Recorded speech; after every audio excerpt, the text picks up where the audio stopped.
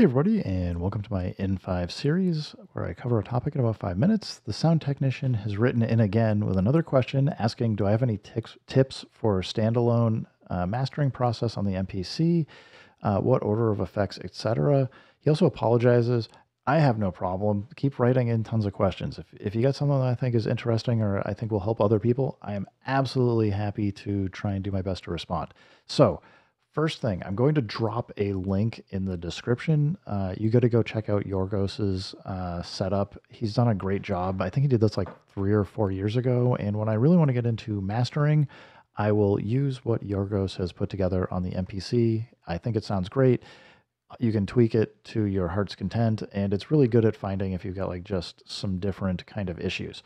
But you didn't ask about mixing, which I would also say I'm just going to give you my lazy person's how I mix.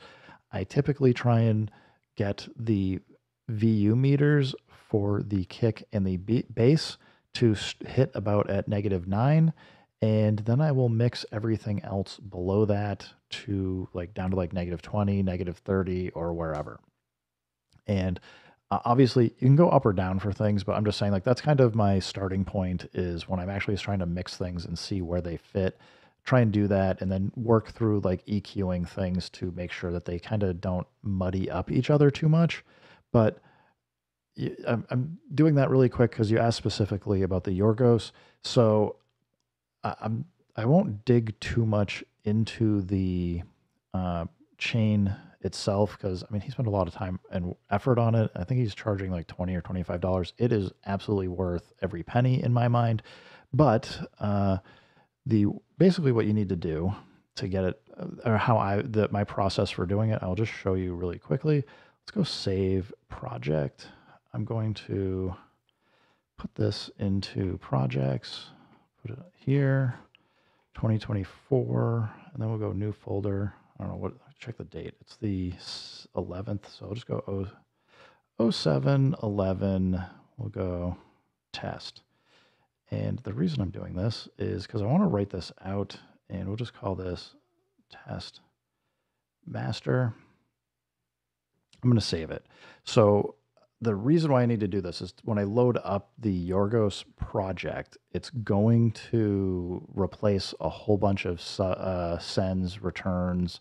Well, actually, I don't think this does sends and returns. It does the subs, and it changes the mastering chain. So from here, I just go into Browse Places. I've got it saved under YA Mastering. Right now he's got 2.02. I understand he's going to do a new update that's going to use the soft limiter, and that should be cool if you own it. And then all I need to do is come in. I'm just going to load the init project. So I load that up. It says project file missing. Should be fine, but I'm just going to check if, let's do that again. I'll do a different one. I'll take his YA mastering. I may have messed something up here. Yeah, he has like tends to have like a few of these things that just have some like default settings on them. Anyway, so I've loaded up the YA mastering. The first thing I'm going to do is go menu. I want to save. I'm going to go project as. So I want to go actually save this beside where I want to do my mastering because I don't want to go overwrite what he has for his template. So we want to go to 7 test. I'm going to call it test master. And I personally usually put YAM just so I know it's using the YA master tools. Hit save. So it's going to save a whole bunch of stuff over here that is whatever was on this. Again, I may have messed this up, but that's my problem. I'm going to now go back into the browser. And what I need to do is move back to my own directory. Go to 2024, go here. What you do from here is you go into your project data directory, and you have to load in all of your sequences and all of that stuff. So I just had, I don't have any audio. I don't need to load these samples because by loading in these programs, it will do it. And let's see. Yeah, we'll just load in all the programs. We'll get it done. So if I hit play right now, it is, let's see, we got sequence 1. This is now, it's on sequence 4. It's got a few other, it has some demo stuff. If I go hit play, it's actually going to sound potentially terrible.